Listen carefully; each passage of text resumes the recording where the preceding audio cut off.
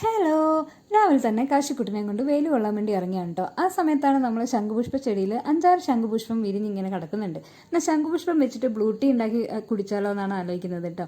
Blue tea നമുക്ക് നമ്മളെ മുടിക്കും നമ്മളെ സ്കിന്നിനും നമ്മൾ എന്തിനേറെ പറയുന്നത് നമ്മളെ ബ്രെയിനിന് വരെ നല്ലതാണെന്ന് കേട്ടിട്ടുണ്ട് കേട്ടോ. അപ്പം ഞാനും ബ്ലൂ ടീ ഉണ്ടാക്കി നോക്കാമെന്ന് വിചാരിച്ചു.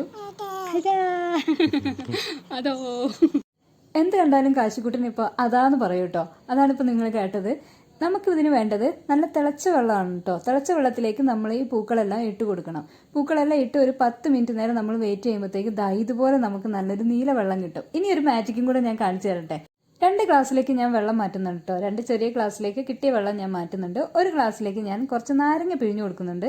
മിറാക്കിൾ എന്ന് പറയട്ടെ, നമ്മൾ നാരങ്ങ പിഴിഞ്ഞ വെള്ളം കണ്ടോ പർപ്പിൾ കളറായിട്ട് മാറി. അപ്പോൾ ഒരു ബ്ലൂ കളറും ഒരു പർപ്പിൾ കളറും. ഇനി നമുക്ക് എന്തെങ്കിലും ഒരു മധുരമുള്ള തേനോ അല്ലെങ്കിൽ ശർക്കരയോ എന്തെങ്കിലും ചേർത്തിട്ട് നമുക്ക് മിക്സ് ചെയ്തിട്ട് ഇത് കുടിക്കാം. വളരെ നല്ലതാണ്.